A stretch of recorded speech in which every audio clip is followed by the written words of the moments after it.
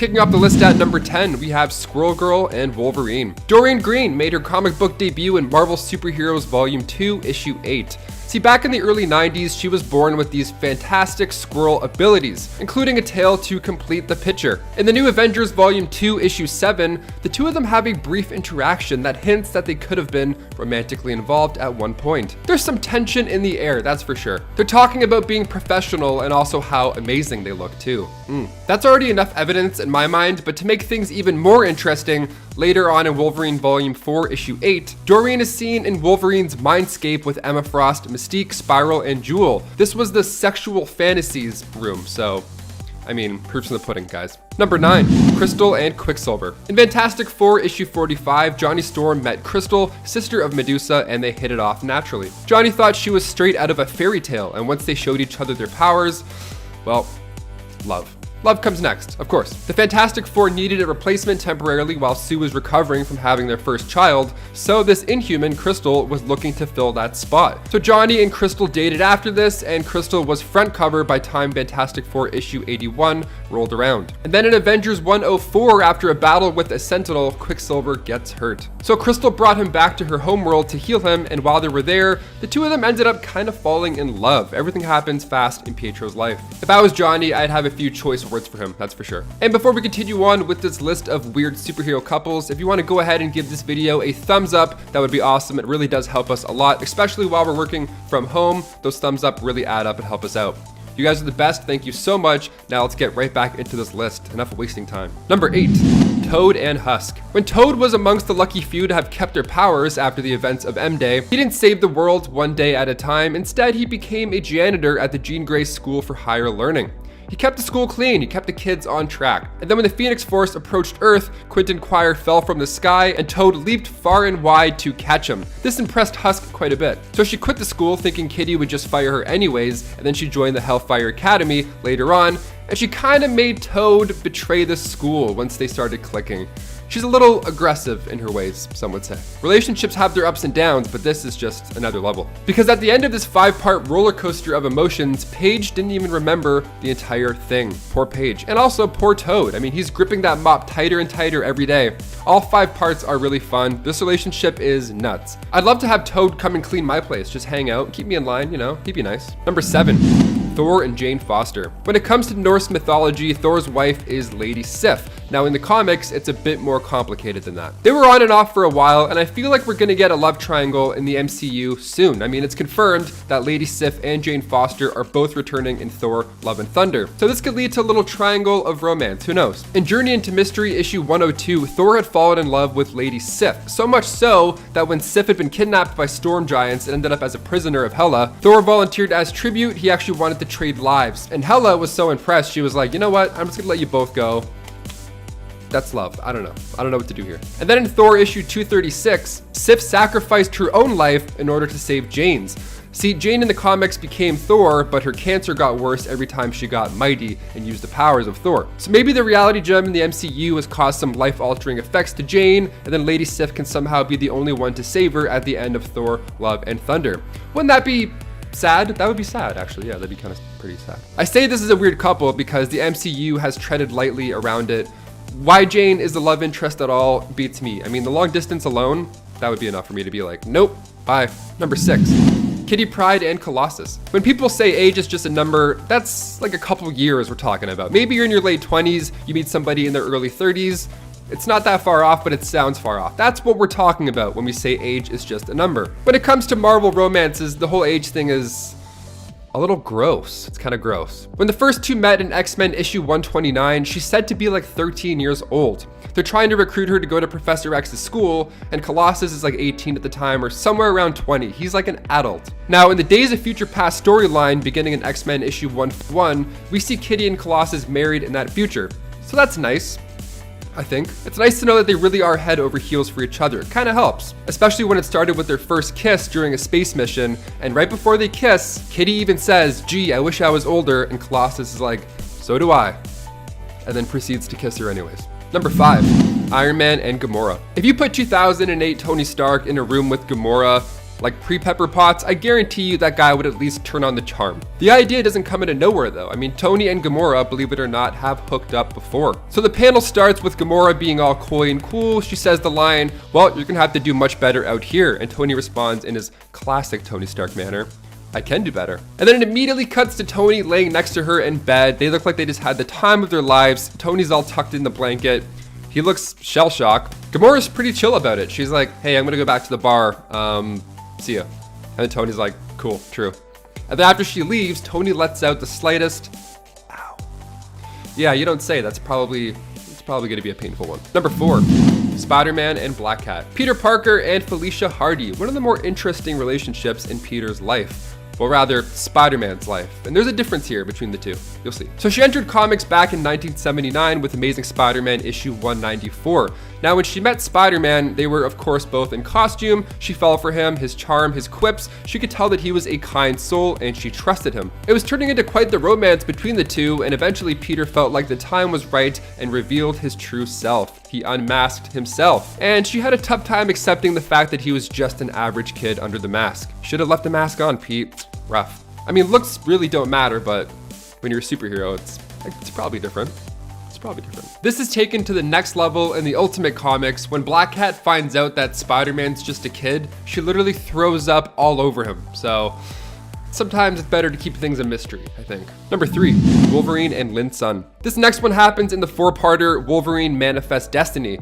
So when Wolverine was in Chinatown, San Francisco, he saved a woman named Lynn from the crime lord, the Black Dragon. Now she refers to him as her lover in issue 3. Things are cooking, nice. Now what Wolverine doesn't realize is that by successfully taking out the Black Dragon, which he did, Logan now has to take that spot. He becomes that role. So naturally he refused, but by refusing, that upset Lynn. To quit would be dishonorable to everybody. So while he was leaving, she stabbed him in the eye with a spear, warning him not to return. So when the X-Men relocated to San Francisco, he took a trip down memory lane and returned, but this time Lynn was not the same. "Lynn is dead, lover," she says. "You killed her a long time ago." And she goes on to explain how now she is the Black Dragon, Queen of the Triads, Empress of the Chinatown underworld. Wolverine took over as the new Black Dragon, and Lynn escaped through the sewers, holding the same spearhead. Number 2, Scarlet Witch and Quicksilver. Of course I'm gonna mention this couple on this list. From the Ultimate Universe, this is one of the weirder ones. In the 3rd issue of the Ultimates, the Wasp is like, "Man, those two sure do love each other, those siblings." And then Cap's like, "Well, of course they do. They're family, they're siblings." Even in the 1st issue, like way back in the original X-Men, Pietro tells Toad to stop chewing so loudly in front of his sister. They're close, but in the 3rd issue, the Wasp is like, dude, he loves her, like, loves her.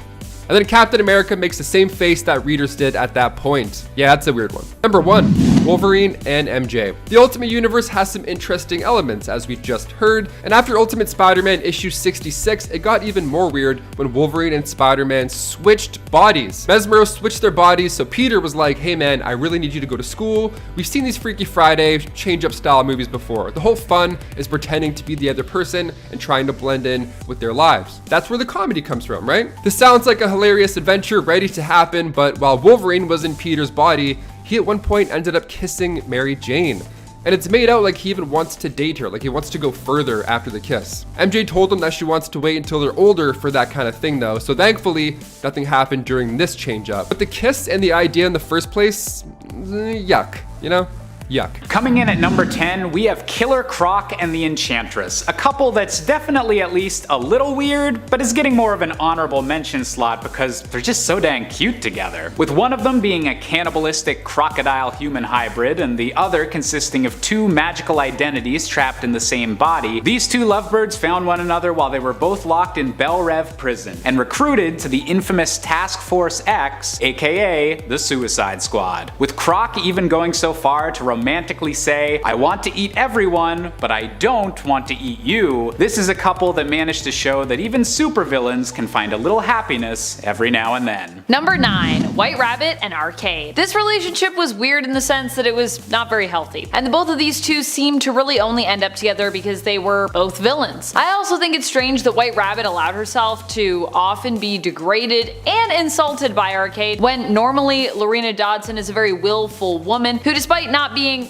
the best villain around, is extremely independent, preferring to call the shots herself. The other side of this is that Arcade prides himself on his brilliant mind, and White Rabbit isn't really known for her wits. She's more known for her thematic appearance and, like I said, her willfulness. So what really brought these two together? I don't know. But in the end, it definitely was not enough to keep them together. They seem to appear romantically attached in Claws, but break up at the end of that miniseries. However, they seemingly team up again for some reason in Claws 2, which also of course doesn't end well for these villains. What do you expect when you go up against Black Cat and Wolverine? Don't even try to take those two on, it's not a good idea. Coming in at number 8, we've got the Ultimate Marvel Universe's more villainous versions of Quicksilver and Scarlet Witch. And yes, before you ask, they are still siblings in this universe, so yeah, there's some real icky Game of Thrones stuff going on. Abandoning their father, Magneto, and joining up with this universe's superhero team, the Ultimates, this version of Pietro and Wanda are just as close as the main Marvel Universe's siblings, but in a much grosser way. And with this version of Wanda eventually being killed by a love-struck Ultron and driving the grieving Pietro to madness, let's just say it's probably a good idea the MCU decided to go in a very different direction. Number 7. Rita Repulsa and Lord Zed. Yeah, we're going to the Power Rangers for this one. Why? Well, because I love the Power Rangers. Also, I kinda love this couple, even though they're definitely weird. No? I mean, honestly, imagining Rita in a relationship with anyone is just really strange for me. Lord Zed became Rita's nemesis when it came to villainy and her position as the Power Rangers' #1 enemy, which is kinda what brought these two together. Of course, it wasn't a love at first sight scenario, but more of a love in order to get you to join me so I can have all of the power scenario. How did Rita make Zed fall head over heels for her? Well, with a love potion, of course. But over time, these two actually came to care for one another and even went on to have a child together named Thrax, although some people theorize that Thrax was actually born before they were even married. Thrax in turn would inherit his parents' love of villainy and become an enemy of the Power Rangers himself in the future. Coming in at number 6, we have the crazed killer combo of Carnage and Shriek. A mutant with a tortured backstory and the ability to control sound waves to devastating results, Shriek felt all alone in the world until she met the infamous serial killer Cletus Cassidy, aka Carnage. Breaking out of prison together, Shriek saw herself as the matriarch of the criminal family created during their breakout, and has often returned to Carnage's side after his many defeats over the years. While Carnage himself often did seem to experience his own twisted form of romance towards Shriek, he most recently gave up any chance at love when he betrayed Shriek in order to help summon the symbiote god Null. It was far from a happy ending for a far from happy couple. Number 5. Harley Quinn and Rick Flag. Basically, many Suicide Squad relationships are weird, even ones that we end up loving like Enchantress and Killer Croc. And of course, this relationship here is no exception. Granted, Rick Flag is more hero than villain, and Harley is currently on the path to being more of a hero in the comics, but I don't think she's quite there yet. And despite her heroic intentions, I think many of us still consider her to be coming from the villain camp. She's trying her best to make amends, but hey, there's a lot of bad things Harley has done in the past, and even some of her methods as a hero, or an anti-hero if you will, are considered questionable. Something else that is questionable? This whole relationship. The one thing it has going for it is that Rick and Harley both seem aware of how bizarre it is and how it can never really work out between them. But still, some of the wording, especially from Flag, feels like weirdly forced. There's dialogue here that I'm like, I don't really know. Also, the two of them together seem to have terrible timing when it comes to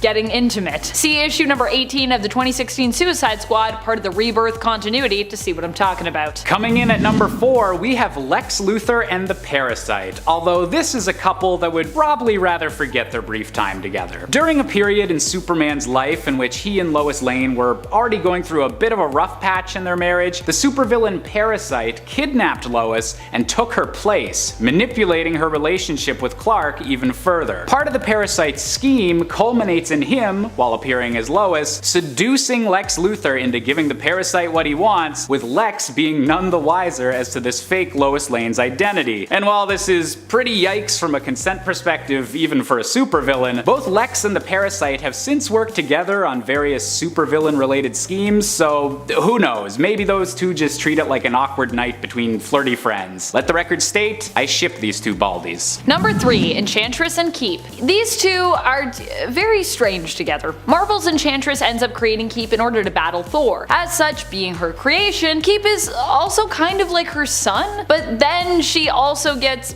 busy with the Keep, which is a whole weird thing that is really confusing. Adding to the bizarreness of this whole relationship, Keep was actually made from Donald Blake's blood. Enchantress basically tricked Donald into trusting her, fed him a golden apple, cut off his head, and from the blood that spilled forth from his body, Keep was created. After the story where she and Keep fought against and lost to Thor in Hell, as he was dead at the time, we never really see Keep again.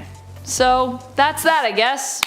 Coming in at number 2, we have the tragic romance of Thanos and death. And no, I'm not just saying Thanos dies a lot, although that has happened a few times. I mean the literal personification of the concept of death. First appearing to Thanos as a child and becoming his only close relationship, Thanos' entire reason for wiping out civilizations isn't to balance the cosmic scales like it was in the Marvel Cinematic Universe, but rather as an offering to the only woman he's ever loved. The revelation that this woman is essentially the Grim Reaper is hinted to be the incident that actually drove the Mad Titan mad, and his pursuit of more and more destruction, even as she continues to ignore his advances, means that this romance is just as doomed as it is bizarre. Number 1. Darkseid and Granny Goodness. Yeah, this is a thing that happened, and although it might maybe make sense on paper, it definitely didn't make sense in the context of this story, at least not from my perspective. In my perspective, this story is pretty nope.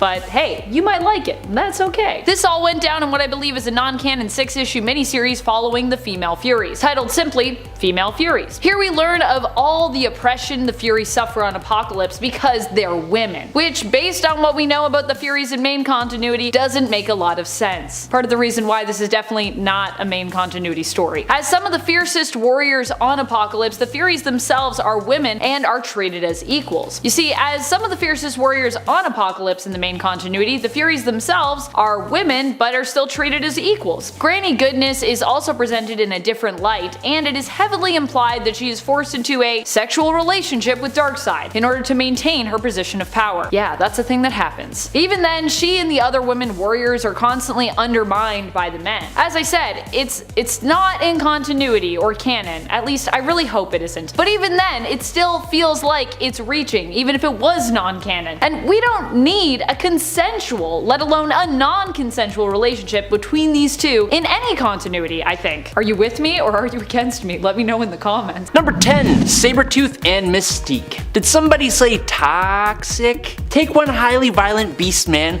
with a knack and enjoyment for ending lives and hurting people, and pair it with a slippery, manipulative, identity-stealing shapeshifter, and it's bound to be a recipe for disaster. But yet they try and try again. The pair even have a son together, Graydon Creed, and because of them, he absolutely despises mutants.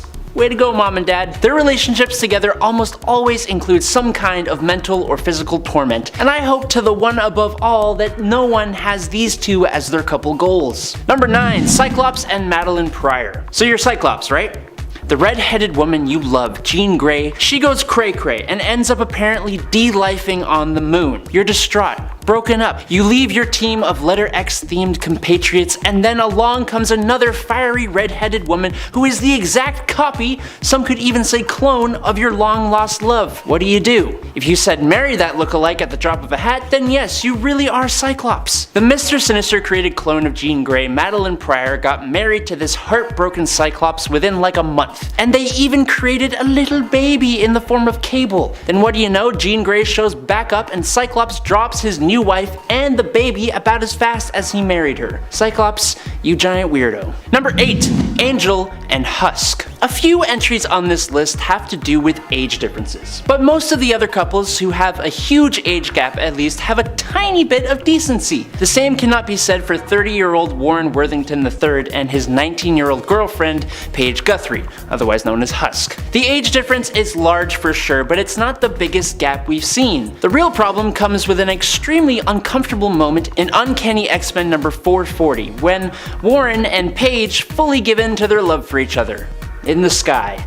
in front of Paige's mom, who Warren was just explaining the situation to. It's awkward as hell. And then to make it kind of more hilarious / worse, the bad guys show up on the ground while they are mid-air sans clothing. Whole new meaning to PDA right there. Number 7, Hawkeye and Mockingbird. With the inclusion of Clint Barton's family in the MCU, non-comic book fans might be surprised to know that his family wasn't really a thing in the comics, not until the Ultimate Universe version of the character came around. The MCU Hawk family may be an attempt to get away from the awful couple of Hawkeye and Mockingbird, which honestly sort of seems like a cheap way of capitalizing on the Green Arrow and Black Canary coupling that DC had going on. But these two were nowhere near as compatible as the DC counterparts. The best example of that would be the whole thing surrounding a guy called Phantom Rider. Mockingbird is caught and physically mistreated by Phantom Rider, and she eventually gets her revenge, taking the Rider's life. Now Hawkeye, instead of supporting his traumatized partner, is scared off by the fact that she de-lifed her assailant,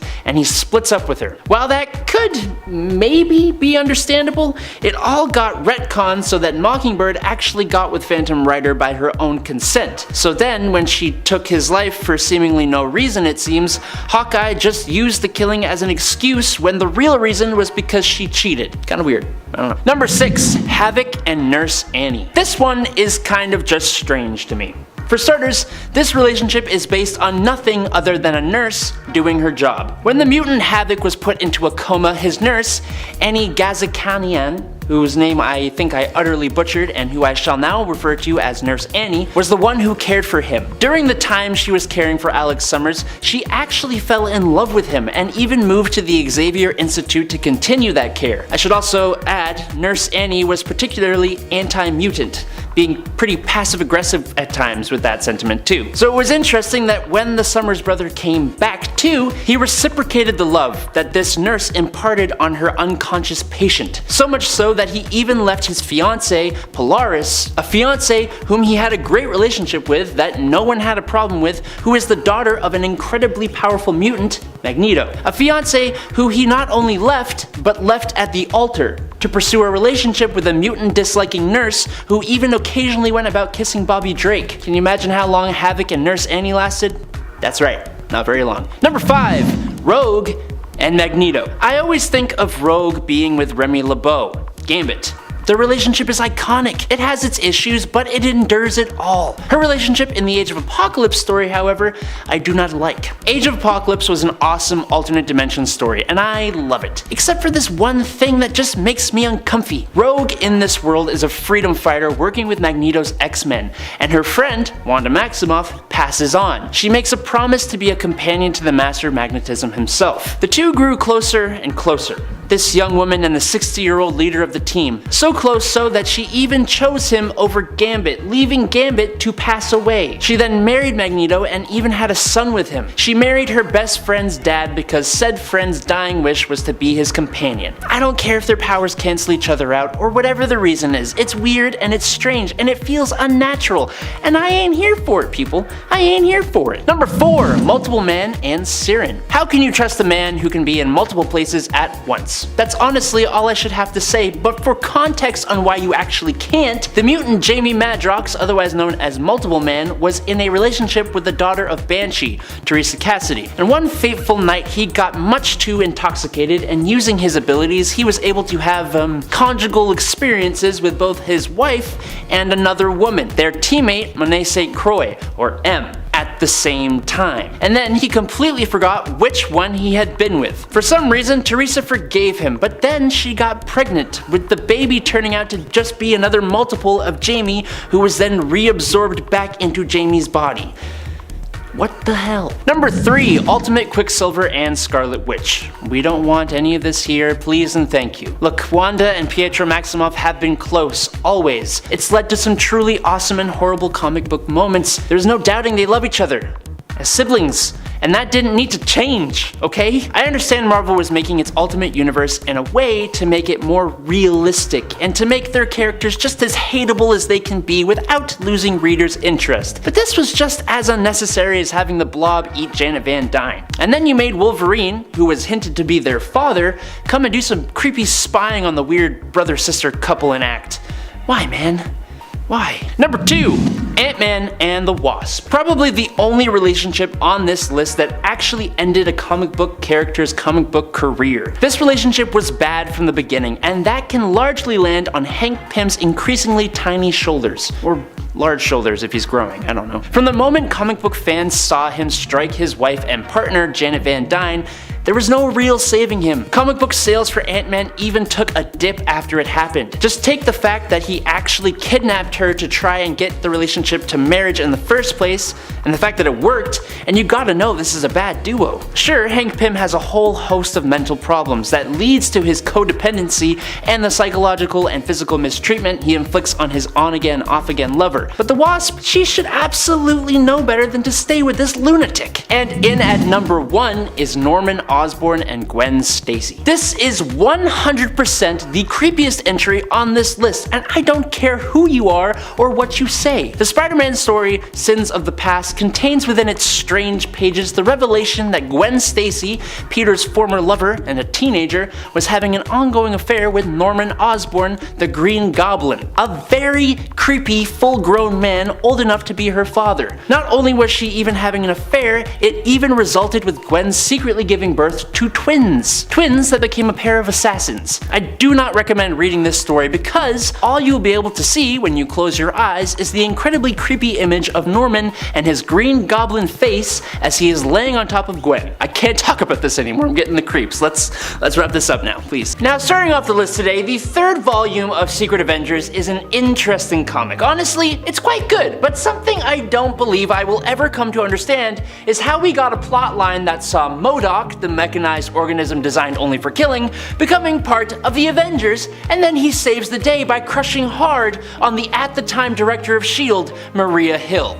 And she actually seems to reciprocate. MODOK saves the day from a cosmic monstrosity and a mad scientist by using his strong romantic feelings for Maria Hill to overpower their influence. Now, after this big murderous head proclaims his love to a seemingly unconscious Maria Hill, you'd expect her to be kind of uncomfortable upon coming to learn this info, but instead she walks up to his house the next day to have a chat that genuinely sounds like she's considering trying to date the reformed villain, especially because she goes inside his house for tea. Someone on the internet referred to Maria Hill as one of the most emotionally repressed characters to ever grace Marvel's pages, so pairing her up with MODOK actually sort of works in some kind of weird way. Now, taking place in Birds of Prey Volume 1, number 31, Ra's al Ghul decided that he needed a bit of a change to his life. Barbara Gordon, Oracle, sent her detective friend Jason Bard to follow her teammate at the time, Black Canary, as she had started seeing a mysterious rich, older man,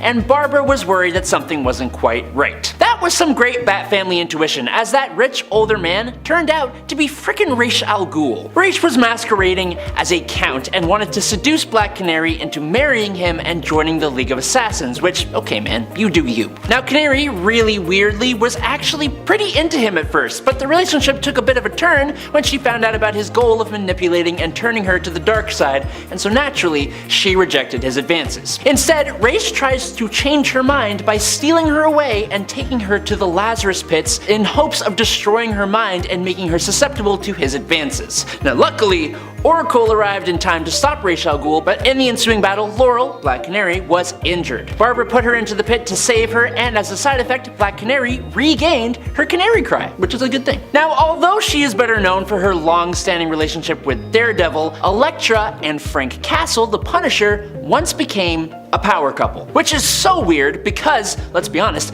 Electra is not exactly a full-on good guy. Sure, you could say the same for Frank Castle, but his whole thing is wiping out criminals, and that's kind of what she is. Just saying. Either way, it happened, and as you might expect for these two, it kind of ended in tragedy. Their relationship was revealed to us in 2013's Thunderbolts number 7 after Deadpool hits on Electra, and she turns him down by revealing that she was already hitting the hay with Punisher. Now, back in Punisher number 27, Frank had been targeting the hideouts of various different mob members, only to find Electra had already taken out everyone each time he showed up. When he crashed the penthouse of a mob boss named Vic Strega, Punisher arrived just in time to watch Electra cut the man's heart out. He then asked her out, and Punisher had Strega's heart bronzed and gave it to Electra as a romantic gesture in Thunderbolts number 30, which is weird. Unfortunately, the end came when the Punisher took it upon himself to end the life of Electra's criminal brother, and I mean, the two just couldn't really see eye to eye after that one.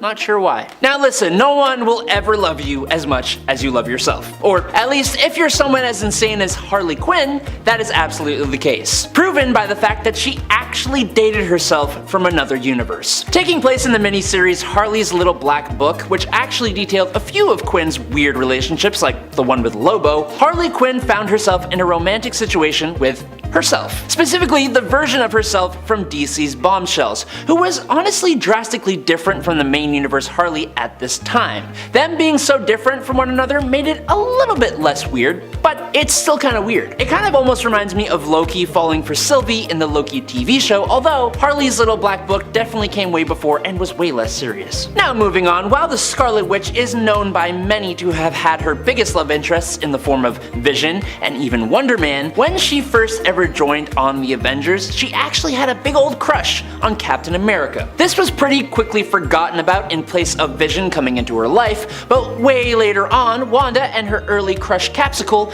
got their time in the pink light of love. The pair began a quiet romance in Captain America and the Falcon number 6, but unfortunately, Wanda can go a little crackerjack bonkers from time to time, and their relationship started shortly before Avengers Disassembled, which saw Wanda go bananas and wipe out multiple Avengers and led directly to the House of M and eventually M-Day. Needless to say, the two did not stick together. Now, sometime after the hero Tigra, or whatever you want to call her, had become romantically involved with teammates Henry Pym and Wonder Man at the same time when on the West Coast Avengers, during Secret Invasion, Tigra began dating who she thought was Hank Pym. He actually ended up being a Skrull imposter named Kriti Null. And then, he actually turned out to be a clone of a Skrull imposter named Kriti Null. So, Tigra was dating a clone of a shapeshifting alien who was pretending to be a fellow Avenger. And then, she discovered that she was pregnant. Understandably, Tigra was very fearful of the child she was carrying due to the father being a Skrull. Sorry,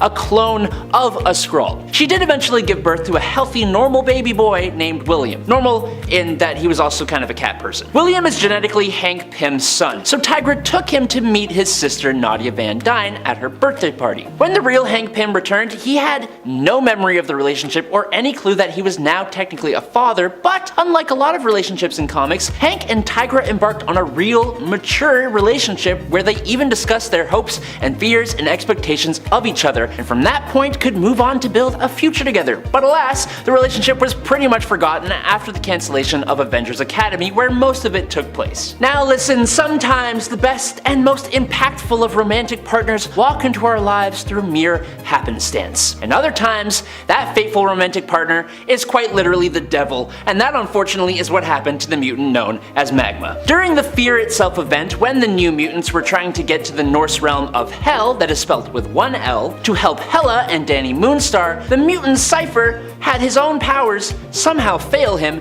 and he messed up the teleportation spell, accidentally saying Hell with two L's instead. The mutants, among whom was Magma, landed in Mephisto's realm of Hell, and she made a deal with him in order to get sent to the right place. The deal she made was to go on a date with Mephisto. Understandably, she didn't enjoy this date because she was also understandably a little scared of being duped or tricked. The biggest twist though happens when Mephisto confronts her about it and reveals that because his appearance is based on a person's perception of him, he still experiences a full spectrum of human emotions, including love, and he legit just wanted to have a normal date. And then after that, they begin actually casually dating until she finds out about his ownership of the Desir. That is the thing that did it for her, not the whole he's the devil. Weird. And moving out from that weird relationship, in Age of X-Men Extremists, Fred Dukes, also known as the Blob, has gone from being a dumb, evil, and slightly uncomfortable villain to a granola bar road trip dad in the Age of X-Men. And alongside that, he's caught the eye of someone a lot of you nerds would spend countless moments salivating over: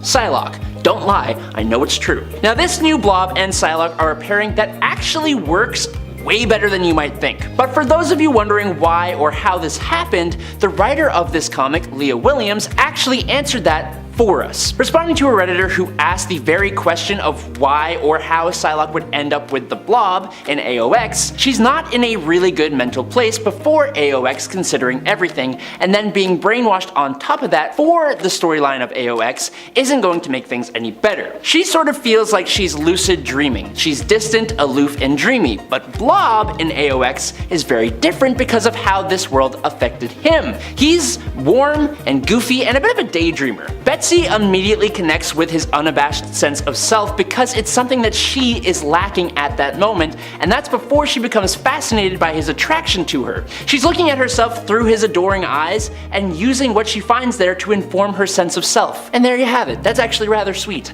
It didn't last though. Now, I'm sure most of you nerds do know about this next one, so this point is for 1, the people who didn't know, but 2, it's for me because I love it. Although you'd assume that the relationship between Otto Octavius and Spider-Man's Aunt May would be inherently kinda icky, it's actually surprisingly really pleasant, even though the pair weren't meant to last. Otto is shown to have a real and genuine affection for Aunt May, with the pair even almost getting married at one point, which is how most of you probably know about this whole debacle. Who you should really feel bad for here though is Peter Parker. While Peter has struggled with this little romance like most normal people might, except for this being a superhero issue, he's also had quite the unwanted peek into their relationship. In The Amazing Spider-Man number 699, where Otto swaps bodies with Peter Parker, Spider-Man is trapped in Otto's aunt-loving body, and what do you know, he also has access to Otto's memories, which leads to the lovely little moment where Peter gets a lovely little memory which appears to detail the villain and his aunt, pseudo-mom, going to the town of Pound. And lastly today, I'm ending this list off with another point I'm sure people know about, but I simply do not give a damn because it's great. In one alternate reality, the Greek demigod and Avenger, Hercules, and the mutant and also Avenger, Wolverine, were lovers. Fans met them when the X-Men formed the Extreme X-Men to hunt down evil versions of Professor X in different universes across the multiverse. Hailing from the reality of Earth 12025, this version of our feral mutant is the Governor General of the Dominion of Canada and Viceroy to Her Majesty's expedition to Shangri-La, whatever that means. He is like a version of Wolverine who is also mixed with President Theodore Roosevelt, and Hercules is his lover, partner, and adventure buddy. These two shared a love that was built after years and years of working together, becoming their world's greatest heroes, and their bond was so strong that Herc even gave James a super cool upgrade in the form of a skeleton made of adamantine, which is a godly golden metal even stronger than adamantium, which also made Wolverine completely indestructible and immune to telepathic attacks. Unfortunately though, at first they were forced to keep it secret because their queen forbade homosexual relationships and Zeus forbade any god but himself from consorting with mortals. But then they revealed the relationship anyways and fought side by side in the pits of Tartarus against damned souls until they were rescued 4 years later. Very cool. Starting off in a very weird place, Nightwing and Catwoman are not normally a pairing you think of when you imagine, well, probably either of these heroes. If anything, Selina should be more like a stepmother figure to Dick than anything else. And honestly, she usually is, so hence why this is very strange. Considering how close she is to Batman and how Dick Grayson in the original continuity at least was, well, basically a kid when she first met him. But hey, this is comics. Time. What is time? And sometimes ships do get super weird, which includes of course this one. Although they were never a permanent couple, Catwoman has flirted with Nightwing before and even told him not to mention it to Batman. They basically kissed on some rafters. It was a whole weird thing. However, it seemed like her real motive here was kind of to like hit on Nightwing in the hopes of making Batman jealous. Yikes. Selina, please. I'm just fortunate that this relationship has never gone anywhere permanent. Thank goodness. This next couple is less weird, but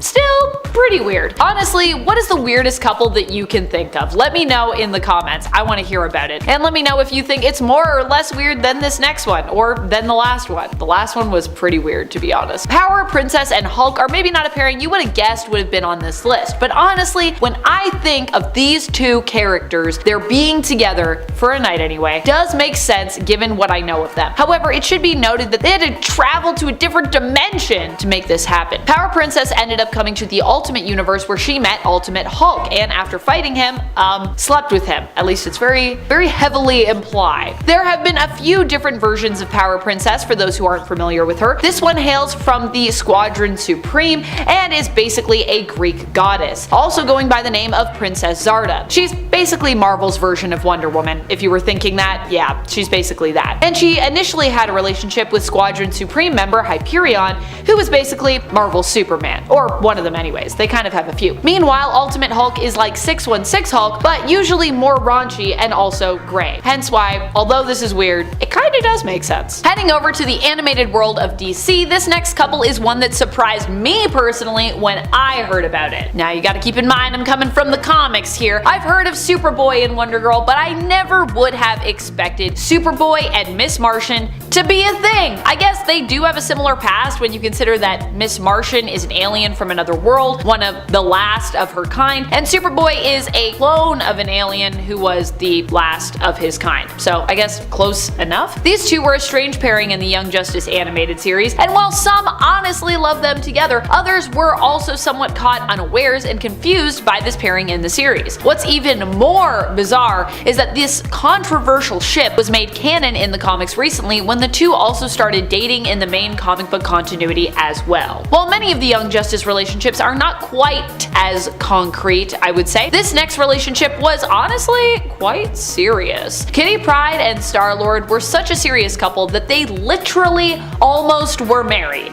Yeah, they were engaged and it seemed like they may even actually end up together and tie that knot, despite them initially having a weird long-distance relationship at the beginning, with Star-Lord in space and Kitty of course down on Earth with the X-Men. Kitty came to space to rescue Peter, and for a while they had some fun space adventures together. They got engaged and Peter ended up inheriting his father's role as King of Spartax after his father was overthrown, and also after Kitty basically saved all of Spartax. Yeah, it was a crazy thing. And if you're wondering, yeah, it is kinda like in the MCU where Peter, yeah, still has father issues. His dad might not be Ego, a villain in the MCU who's also a planet, but instead he is the villain Jason, the former ruler of Spartax. Peter's time as ruler added strain onto many of his close relationships, including his relationship with Kitty, and so the relationship didn't end up lasting. And then Kitty was gonna marry Colossus, and that also didn't happen, so yeah. Personally, I ship Kitty and Magic. I'm still waiting for that to happen. Going along with the lines of the oddness for me of Catwoman and Nightwing, we have this next couple. Now, if you're a fan of the Young Justice animated series, you likely have seen this one before, as you likely previously were familiar with Miss Martian and Superboy, and if you didn't know about it, I would be surprised. Especially if you say that you've watched Young Justice. I'd be like, wait, but have you? But I've included it because, like I said, as someone who has yet to watch Young Justice, I know, I need to get on that. I hear you all in the comments where you're like, Amanda, why aren't you watching Young Justice? You need to watch all of Young Justice. I'll do it eventually. This relationship, though, did surprise the heck out of me as someone that isn't familiar with the show. Coming from the comics, Zatanna is often firmly shipped with John Constantine, and sometimes in other animated series and the comics, Batman. Considering that these characters are generally seen as being from an entirely different generation, seeing her shipped with Nightwing was honestly surprising to me. Apparently in the show, it was also considered a controversial ship among fans, probably because of that comic book history. Let me know what you think of it in the comments. Are you here for Zatanna and Nightwing? How do you feel about this ship from Young Justice? How do you feel about all the ships from Young Justice? What's the best one? Should I watch Young Justice? The answer is definitely going to be yes. I doubt anyone will say no. This next one isn't as random, but most people would simply not think of these two getting together.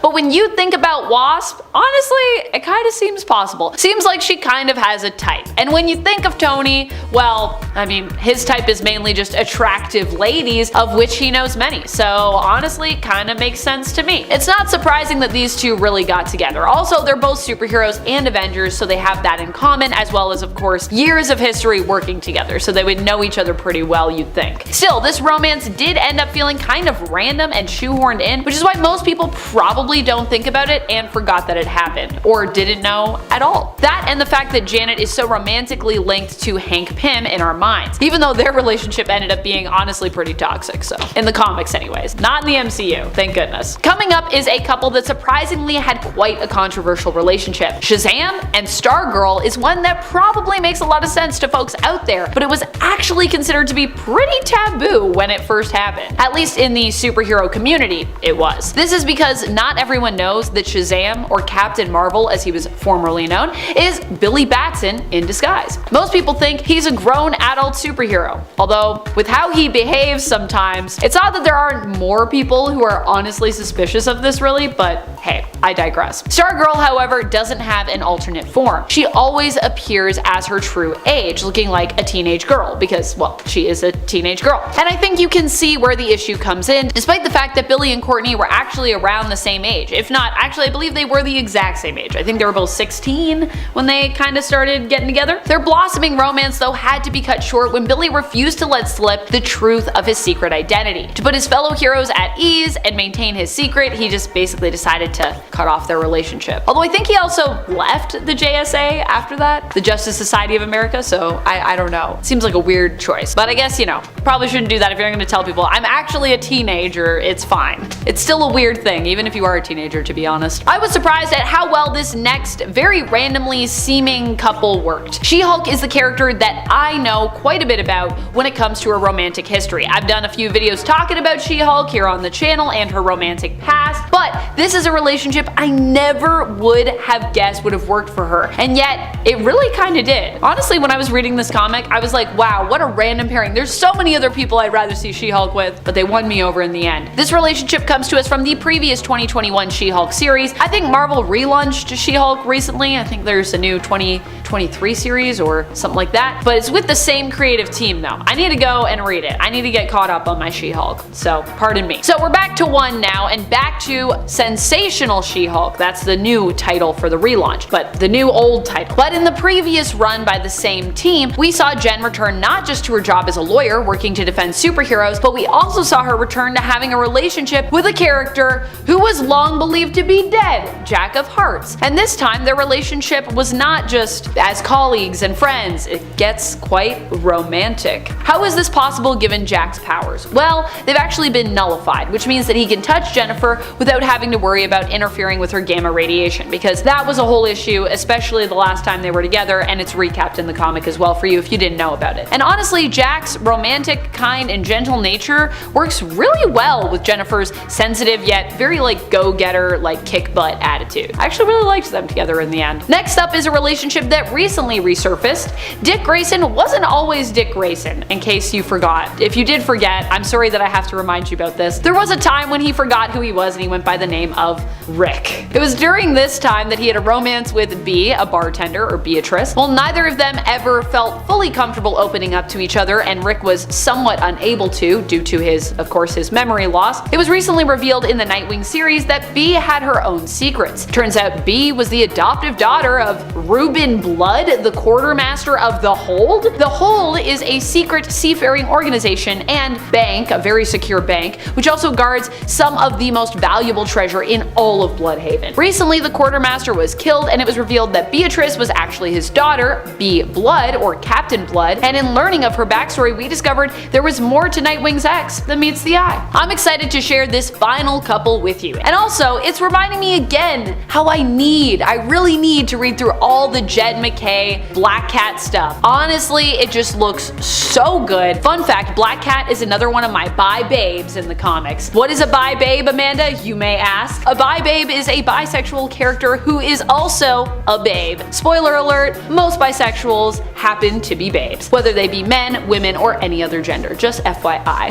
At least according to Amanda. These are the rules according to Amanda. All the bi-babes. Black Cat is one of that amazing group, and in the last few years, we've also gotten to know more about her romantic relationships that she's had in the past. A lot of the ones that we never even knew about. Most people know her as simply an ex of Spider-Man, but Black Cat has had many love affairs over the years, of which Peter is merely one. He's merely one of them. It was established in canon that Tamara Blake was one such paramour of Black Cat's. We learned this in Jed MacKay's Black Cat series when Blake herself, an internationally known thief, resurfaced as the Iron Cat. Number 10. Wasp and Magneto. Wasp and Magneto. This is a relationship that blew my mind when I first found out about it. For me, it's been a few years now since I've known about this romance and first discovered it, but I'm sure most folks out there are kind of surprised to hear about it still, especially if you are newer to comics. This one was from the original Secret Wars event, where it was implied that Magneto and Wasp may have had a brief affair during the event, or at the very least had a flirtation going. It seems to me that Magneto just has mad riz and is basically able to charm just almost anyone in the romance department, regardless of if they're an ally to him or perhaps are even his enemy. Wasp herself was not entirely immune to his charms, it seems, though she did, I think, lean more into the romance in an attempt to survive and to potentially see if she could get vital information out of him. And friends, before we move on to our next spot on this list, if you love what we do here at Top 10 Nerd, be sure to let us know you love us by clicking that like button. Number 9. Cyclops and Psylock. Cyclops is typically a hero you'd think of tied to Jean Grey, aka Marvel Girl, or maybe you prefer him with Emma Frost. Psylock, on the other hand, has had a few different partners, with none of them being super iconic for me. She's been with Phantom X if I had to think of loves who perhaps were the most iconic for her, I guess. However, most people would never think of shipping Psylock with Cyclops, especially when we consider that at one point she also kind of flirted with Havoc, I believe. But here we are, comics. Cyclops and Psylock had a flirtation going strong in the early 90s. It was clear that they both wanted each other, with Psylock even at times competing with Jean in an attempt to steal Scott away from her. Oh, the 90s. What a time of strange romances. Number 8. The Flash and Raven. The Flash and Raven are a couple most people do not think of when they think of Teen Titans, or as they are now, just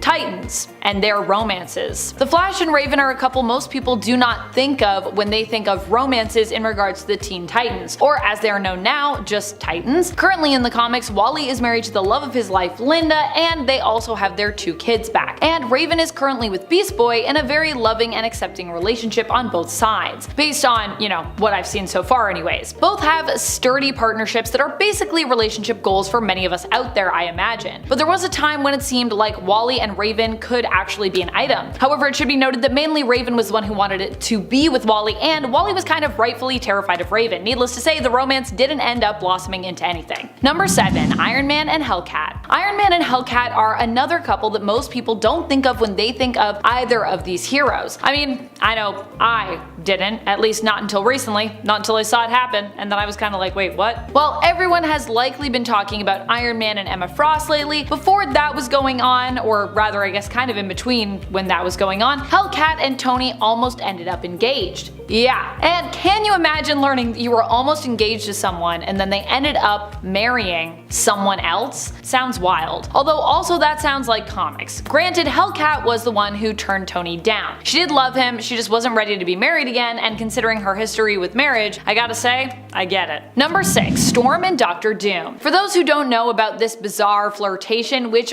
has also consisted of at least one date, but one very strange date, and another more diplomatic dinner between the 2 rulers, though I'm sure Doom wanted it to be another date. This might seem like an odd pairing. But yes, this is a thing that happened, and oddly, it even kinda works as a ship, to be honest. Even though the date ended extremely poorly with Storm trapped in a chrome casing, her worst nightmare as, at the time, she was still suffering from claustrophobia. It's clear that there is chemistry between these 2. In fact, there is even an alternate reality where Doom successfully made Storm his queen, and the pair even have children together. Number 5. Raven and Wallace West. Raven and Wallace West is not a relationship I ever expected to see happen, especially when you consider these characters being from completely different eras in comics should in theory have a pretty large age gap between them. But this being comics, apparently that is something we're just kind of supposed to ignore. It's especially weird though when you consider that, as I previously mentioned, yes, Raven used to have the hots for Wally West, Wallace's much older cousin. At least that was the implication on the age gap between those 2 that I got when Wally was the Flash and Wallace was his kid Flash during Rebirth, so that also makes it really weird. Number 4. Scarlet Witch and Loki. While this never fully came to fruition, it was such a weird and compelling flirtation, a dance, literally, that we witnessed between Scarlet Witch and Loki that I felt I had to share it with you. I feel like Loki and Wanda have had a bit of a spark now and then in the comics, but it came to a head more recently in the Scarlet Witch series by Steve Orlando and Sarah Pichelli, with Lorenzo Tometa in this issue as well. The issue in question is issue number 8 of the recent 2023 series. When Wanda is tasked with helping a mountain giant of Jotunheim, Arkin, who hopes to reclaim his honor and convince Loki to let him act as a leader for his people, she confronts the newly dubbed God of Stories, and during their dance, duel of honesty and flirtation,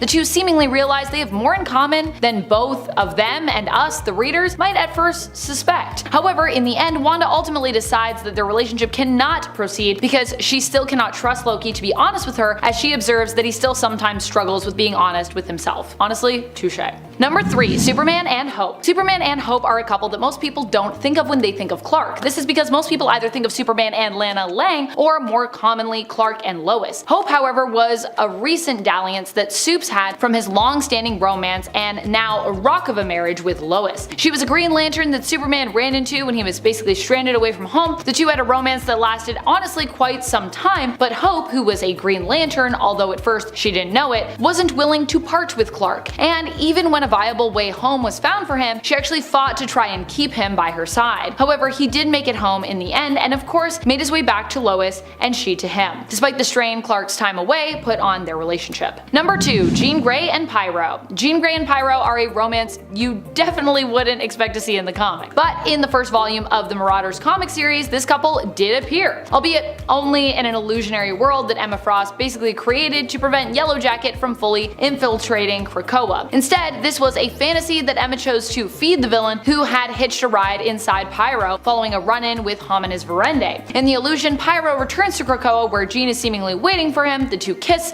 before riding off in his sporty hot rod with the top down. Island life. Number 1, Martian Manhunter and Fire. Martian Manhunter is not a hero who is often known for his romances. This is because he mainly is known for one romance that ended so tragically that it seems it affected his ability to love, romantically at least, in the future. That would be the tragic loss of his wife, child, and often in many cases entire homeworld, something John never really gets over in the comics. He's also often a stoic, calm figure whose personality just doesn't seem as well suited to romance or passionate love affairs in regards to his stories. However, in the DC Black Label comic Human Target, we learn of a surprising romance he has with the fellow Justice League International member, Fire, that actually very strangely works in regards to his character. His love affair with Fire plays on his own fear of the element of fire, and it seems he enjoys the pain, the fear, and kind of that rush from that experience. Pretty freaky, to be honest. The heated affair for Fire is more about using John, sadly, but as Martian Manhunter is an insanely powerful telepath, it seems likely that he knew this the whole time, but he was kind of just willing to accept that part of the relationship in exchange for some steamy, freaky nights. Kicking off the list at number 10, we have She-Hulk and Thor. With the Eternals trailer dropping recently, this first couple might not be too far off in the MCU, it might just happen. When the final host of the Dark Celestials attacked Earth, Jen Walters was near where Isan the Searcher made landfall, and it telepathically called out to Jen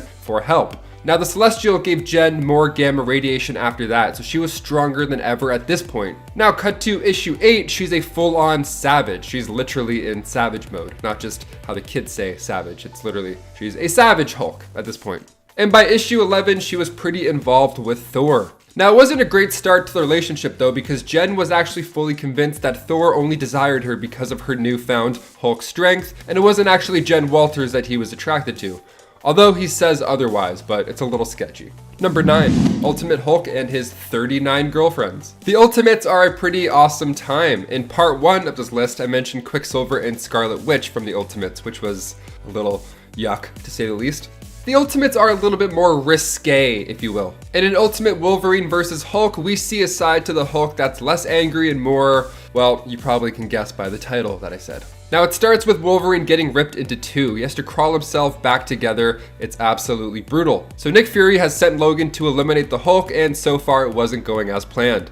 Clearly. After receiving a stool sample, Wolverine was able to track the Hulk down. Oh, and yes, he stitched himself back together. That happened first. Don't worry about that. So once Wolverine catches up to him in Tibet, he hears loud thumps. Now look, I know this technically isn't a couple, but it's too amazing to leave out, so of course I had to include this. Wolverine opens the door to this hidden temple, and behold, it's Hulk and his 39 girlfriends, maybe even more. I don't know, I kind of lost count, not gonna lie. It looks kind of cozy though. It's a nice atmosphere, it's good. And before we continue on with this list, if you want to give us a thumbs up on these videos, that would be great because it really does help the studio out quite a bit, especially while we're still working from home. You all are the best. Thank you so much for your support. Let's get right back into this weird hookup list. Number 8, Wolverine and Amir. Wolverine has also been around the block too when it comes to hookups, okay? He's not getting out of this easy. Sometimes it's casual, like when Domino got involved with the Assassin's Guild and the Hand, she needed a way to get her mind off of these events, so friends with benefits with Wolverine sounded like the right thing to do, and it worked. They were both happy. It was great. But in Wolverine Volume 3, Issue 48, the friends with benefits thing hits a new low for Logan. Literally, he starts hooking up with an Atlantean for like 10 issues. She even says for Logan not to think about them hooking up in any romantic way because Atlanteans don't have the same hang-ups that humans do when it comes to physical intimacy. Nice, okay. Logan says he wasn't really worried in the first place, he just happens to let out all his secrets because maybe, you know, he just feels like lately he has to tell someone. That's all. Logan's just a bit lonely. It happens. I'm pretty sure Logan just has a thing for Atlanteans. Don't lie, Logan. Number 7, Gwen Stacy and Norman Osborn. This one we couldn't leave out for part 2. I'm actually surprised that I didn't use it for part 1. Perhaps one of the more nightmare couples to hit the pages, the since past storyline begins in Amazing Spider-Man issue 509. And the main story is that Norman and Gwen, well, they had twins. It was revealed that before Gwen's death, the two of them had an affair. And the story is crazy. Spider-Man ends up fighting the twins, all the while he's having to deal with the fact that Gwen Stacy is dead. A lot of trauma in Spider-Man's pages. The amount of emotional baggage this poor kid must carry around. So Norman raised the kids, Gabriel and Sarah. And the thing is, they aged 3 times as fast as normal kids. So when I said Peter fought the kids, I didn't mean he's not going around boxing infants. No, these kids are older and they know how to fight. They're the mass vigilantes that actually attack Peter at the beginning when he's paying respects to Gwen in the first place. So he attacked him while he was visiting their mother. What a weird time. Apparently they were supposed to grow up to be this one big happy goblin family, which sounds like not a thing. That's not a thing. There's no such thing as a happy goblin family. So when Peter found this out, he was a little upset. Number 6, Black Panther and Monica Lynn. This one's pretty nuts. Okay, it just takes a turn out of nowhere. Oh my gosh, readers were just in shock with this one. So Monica Lynn first appeared in comics back in Avengers issue 73. She grew up in Georgia but moved to New York when she then met Black Panther and he saved her from the Sons of the Serpent. And in usual comic book fashion, they fell for each other and it was working out. It was actually a pretty good thing. It was great, so much so that Monica actually lived in Wakanda at one point. She was in the family. But then in Black Panther, Panther's Prey issue 4, he just calls off their engagement. Oh yeah, they were engaged, by the way. And then Black Panther's like, nope, no more. Just kidding. I don't know. I wasn't feeling it. No explanation, nothing. And then what makes this more even heartbreaking is that later on in Black Panther Volume 4, Issue 16, Monica is seen again. This time she's performing. She's a great singer, and just like Adele, she is singing her heart out to a full crowd in Washington, D.C. She's killing it. She reflects through her lyrics on the heartbreak and the fact that Black Panther is now marrying Storm.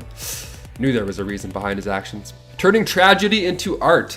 That's commitment right there, folks. Number 5, Ant-Man and Beetle. In Ant-Man Last Days issue 1, we catch up with Scott Lang and he's at the club. He's just laying low. He's trying to get his dancing on. I don't know. He's trying to shake it off. He sees Beetle there, which is not good news because Beetle recently had fought Ant-Man back in New York. He's already in a bad mood. He said the club smelled like Axe body spray. He didn't want to be there in the first place. And now there's a villain there. He's like, all right, I gotta go report this to the authorities. Let's get this done. She thinks that he's stalking her at first, but it turns out they actually just live in the same neighborhood. So she explains to Scott that she's a rich, hot, half-Dominican girl with ties to organized crime, and this is where she goes to party, so it's not a surprise that she's there. You know, it's a hoot and holler in time when the dude in the background's yelling, Flo Rida.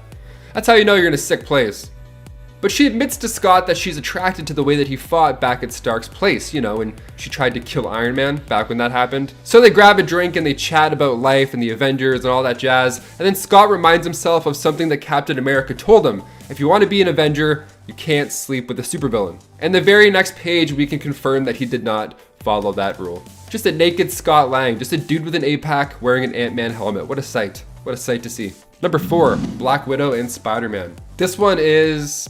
yeah, pretty weird. I'd say weird. In Marvel Team Up issue 82 titled No Way to Treat a Lady, the story begins with Nancy outside when a couple of punks try to steal her bag. Thankfully, Spider-Man comes in and saves the day. I mean, mostly. Nancy delivers the final blow, this time saving Spider-Man's back. So he sees the Black Widow suit in her bag, but she doesn't know what he's talking about. She doesn't think that she's Black Widow. She's convinced that she's this Nancy lady, although she very much is Black Widow. So Spider-Man offers her the suit in order to keep her warm, and then when she gets the outfit on, it of course fits perfectly. But again, this doesn't snap her out of it. She still believes that she's Nancy Rushman. And then in comes the S.H.I.E.L.D. strike force with plans to shoot Black Widow.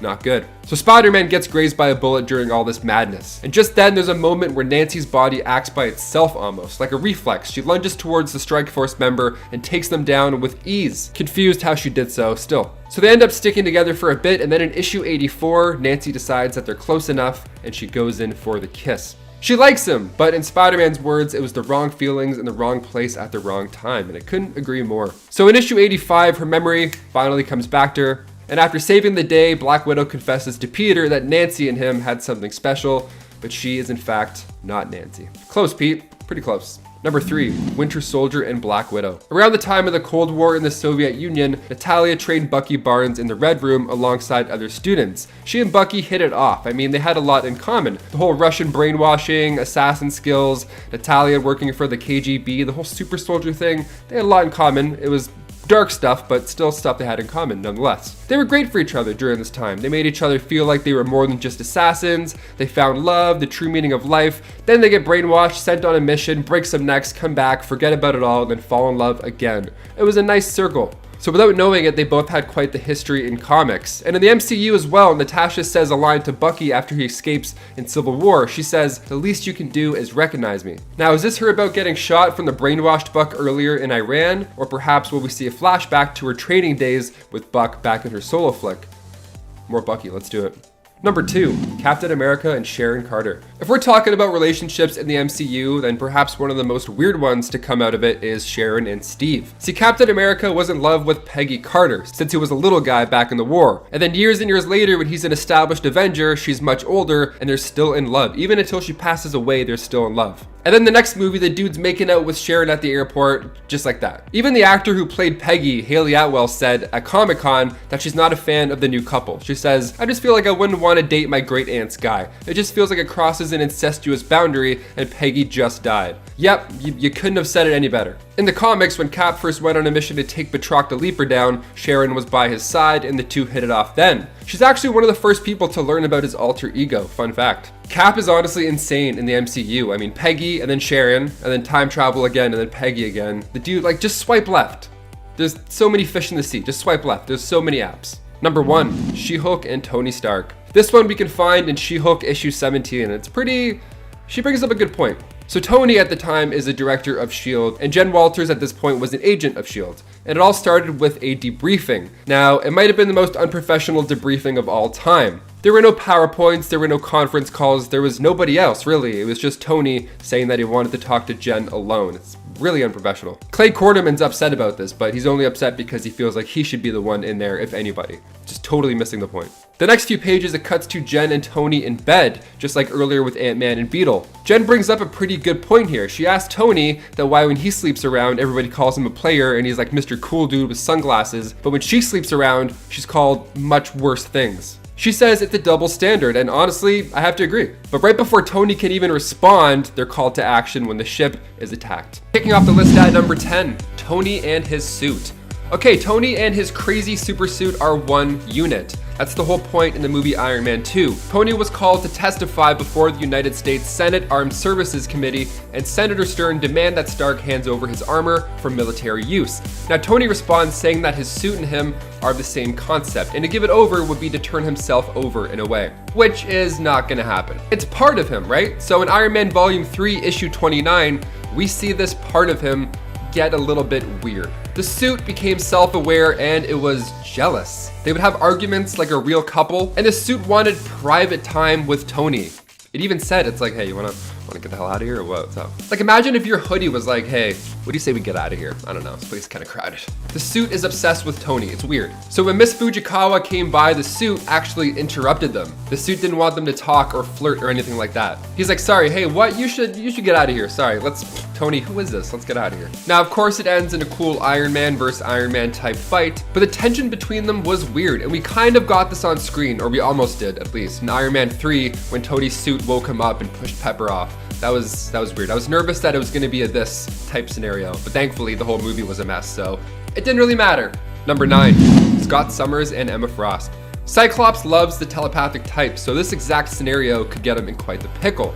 So after Emma became Scott's therapist, feelings came out, getting in someone's head, literally and all, ought to happen. So she used her telepathic powers to enter Scott's mind and help him get through past traumas. Like, I don't know, when Jean Grey was killed in the Dark Phoenix saga, something like that, that kind of stuff. Scott as well had a rough go when it came to mind control. It was a dark time for everybody. So when Emma entered Scott's mind to heal him, they ended up getting a little bit too close and then hooked up in their minds. Does that count? That counts. That definitely counts. Scott technically had an affair. I'm gonna count it as an affair. An affair with the resurrected Jean Grey that was later killed again, but this time she was killed for real later on. You know what? Love is confusing at times. But it's not confusing. Giving this video a thumbs up because you guys are fans of the channel and you want to support us, and we do our best here. Even working from home, we still try and keep up with the videos. So thank you so much for being patient. We should be back in the studio so soon up here in Canada. But in the meantime, bless your souls. Let's continue on with this list. Hit that like button or subscribe, your pick. Let's continue. Number 8, Magneto and the Wasp. So in the original Secret Wars issue 3, one of the craziest parts is when Magneto and the Wasp had a one-night stand. We find this out and it's wild. The world's in ruins. She says Magneto's a great kisser. What's going on? So the whole thing is weird though. It's also really inappropriate. Let's talk about that. First of all, Janet doesn't really seem too into this idea, despite it being the only time to chase their desires. And then here's where things get even more messed up. Magneto was apparently drugged this whole time, so it was just a mess. It was revealed later from Jim Shooter, who wrote the series. He said Magneto was accidentally drugged, so he was extra lovey-dovey with Janet that night. Sure, we'll call it lovey-dovey. That's one word to say pushy and inappropriate. The entire thing's awkward and weird, but it feels like a good time to move on now, doesn't it? It sure does. Number 7, Nurse Annie and Havoc. So when a superhero gets injured, they gotta go to hospitals, just like the rest of us, okay? Sometimes bones break, your brains get rattled around, you forget stuff. It happens. They're only humans, kind of. Sure, they can fire lasers out of their face, but they need some TLC. And in Uncanny X-Men issue 411, Havoc gets some of that TLC from Nurse Annie. Things come to a turn when she finds out the secret identity of her patient. So while Scott comes to get his brother, the two of them are left to themselves. She starts listing off all these things that she wants from Alex and she starts crying. Like, they're close, no doubt about it, but the feelings aren't going both ways at this point. And then when Scott arrives, she backs off, even offering to continue to take care of him, but Scott reminds her that before the mind stuff, he was very much in love with somebody else. And then even still, Annie's like, well, he'll need a nurse. No, she's committed, and it kind of worked, low-key. The next issue is all about Annie moving to the Xavier Institute. Also, she straight up despises the mutants, although she's there to see one, and her son is half one. Huh? She doesn't even want to help. She just wants to be close to Havoc this whole time. To be fair, she doesn't really get a chance to help because everyone's lashing out, but that's superhero stuff. People get pissed. And her ex-boyfriend was also the worst because her son is a half mutant. So she's like, oh, that guy sucks. But also, I'm a racist towards mutants. So finally, things get insane when Havoc comes back from this coma and he leaves Polaris for Annie. He was engaged to Polaris and he's like, you know what? No, this nurse clearly is into me. She has the hots for me. Also, this nurse was kind of into Iceman as well during this whole thing. He left Polaris at the altar for this nurse who was kind of seeing Iceman. What a mess. Number 6, Professor X and Moira McTaggart. Okay, so as we saw in the X-Men movies, they're pretty lovey-dovey and they've got a cute little nerdy relationship going on. James McAvoy and Rose Byrne, great actors. I would watch them on screen, do anything, they're so fun. It was super enjoyable to watch them, but now in the movies, he makes her forget a bunch of stuff for good reason, right? It even adds to the dynamic in a fun way because he bumps into her and he's like, hey, nice to see you again. Meet you, what? But in the comics, they were really close. And in X-Men 117, they even got engaged. Yeah, a little bit further than we saw on screen. So Moira ended up leaving Xavier, and then 10 issues later, she's now talking to Joe McTaggart, and it's revealed that she has a son with him. So somehow it's a bit more wild of a relationship in the comics than on screen. Somehow it's a bit more weird of a relationship in the comics than on screen, and he was making her forget stuff. So somehow, even though he's like, hey, forget everything, somehow that's less weird than what's going on in the comics. Number 5, Dazzler and Longshot. Okay, buckle up folks, this one's kind of tragic, actually, yeah. So Mojo World is an extra-dimensional and extra-temporal realm inhabited by the spineless ones, right? Now there's a ruler, of course, and his name is Mojo, and he produces movies, TV shows to keep their species, the spineless ones, entertained. Now Arise gave some of these civilians enhanced abilities, like Longshot, for example. He's now a superhero. Cool. So Longshot has quite the history, or future, rather, or past? This is where it gets weird. Because Mephisto, that old devil, he sent back Shatterstar in time to the Mojoverse. And then he was discovered and experimented on by Ares, who created Longshot from Shatterstar's DNA. So later on, Longshot met Dazzler, Alison Blair, on a mission, spent some time on Earth with the X-Men, had a baby, and that baby was Shatterstar. The couple's memories were wiped and the child was sent 100 years into the future to fix the timeline. Mojo's like the grandmaster here a little bit. He's like, oh, they know each other, how lovely. It's actually a nightmare. Let's move on before my brain turns off, because these time loops mess me up. Number 4, Angel and Psylocke. Speaking of X-Men, this one is also tragic. Nice. Weird, but tragic still. Elizabeth Braddock and Warren Worthington III both became Horsemen of Apocalypse in X-Men Apocalypse. It was a pretty big deal when they turned into Horsemen of Apocalypse, but in the comics they were much closer after this time. In X-Men Volume 2, Issue 29, Return to Hellfire, so Archangel comes to the rescue a couple times, so naturally there's feelings in the air. But this couple has had some messed up moments. I mean, for one, Warren broke up with Betsy because he saw her flirting with Thunderbird. Fully broken up, no conversation. He's like, no, I saw that. We're now not in a relationship anymore. That's worth it. That's what this is worth. Okay, and then during Uncanny X-Force, he became Archangel, heir to Apocalypse, but in the comics, Betsy had to kill him during this time. Then afterwards, he was reborn with amnesia, and Psylocke and Magneto would control this empty vessel of a man. So he was Angel, and then he was Archangel, and then he had to get killed by his lover, and then he came back to life, and then his lover possessed his body. Kind of. Possessed? That's a fair word for it. Number 3, Black Widow and Tony Stark. The Ultimates, home of the weird. Okay, here we go. Ultimates 3, Issue 1 opens with this shot. It's the Ultimates just hanging out in Tony's mansion, and there's a tape playing in the background. Is it Superman and Big Barda? No. Is it America's Funniest Home Videos? I sure wish. That tape was Iron Man and Black Widow, you know, working stuff out. Well, in the Ultimates 2, her and Iron Man dated and even got engaged, so it's not totally random, but it is all lies. That's right, it's all fake. Turns out Black Widow hadn't actually found love after all, rather she was trying to destroy the Avengers for the fall of the Soviet Union. Good old-fashioned revenge. She doesn't get too far because Hawkeye, you know, like a lot of times actually. But what a cruel way to get betrayed. I mean, love and then lies? Oh, horrible. Even Stark's butlers were watching the film like, damn. Number 2, Nightcrawler and his adopted sister. Yep, you heard me absolutely correctly. Okay. Nightcrawler and Jermaine Sardos. Imagine dating somebody and then finding out that they've actually been your adopted sister the whole time. What a twist! That's exactly what happened to Kurt Wagner. Poor Kurt. Well, not really. He kind of loved it. Let's talk about it. So Kurt grew up with Jermaine Sardos. He was adopted by her and her mother, and they of course became close, being new siblings and all. But then things get amazing. Okay, so Kurt started dating a woman named Amanda Sefton, and she turned out to be Jermaine in disguise. Hashtag surprise. Now, normally when you would find out something like this, you'd be a little thrown off, maybe even upset because there's lies, and also it's like a relationship with a sister and a relationship with not an adopted sister. It's different. Is this weird? This is weird, right? This is in a weird list. Part 3, this should have been in part 1. This is weird. I would assume Nightcrawler would be upset, but he's actually totally cool with it. He's like, hey, I'd be more demonstrative about it, but I don't want to set a bad example for Kitty Pryde, you know? And finally, number 1, Scarlet Witch and Doctor Doom. We'll finish with Avengers: The Children's Crusade mini-series, where we have the young Avengers looking for Wanda because, well, her son Wiccan, he started to experience reality-altering powers, so we wanted to check in with Mama Bird just to make sure everything was good, and also to make sure reality itself hasn't shifted or changed. So we found out that she was being held at Doom Castle, so after a quick rescue trip, he discovers her and Doom in matching colors. Interesting. Turns out she's planning on marrying Doctor Doom, and she doesn't remember her origin or anything like that. All she knows is that she's in love with Doctor Doom. So Wiccan tries the obvious. He's like, nope, you're the Scarlet Witch, you're married to Vision, you had 2 kids. Hi. let's snap out of this, shall we? She thought that the two kids were dead, but lo and behold, Wiccan is alive, and before we can even finish explaining what happened, Doom steps in to shut him up. It's a nightmare scenario that you gotta check out for yourself. The Avengers Children's Crusade issues 1 to 9, super fun. Tragic, fun, weird, comic books, that's what it's about.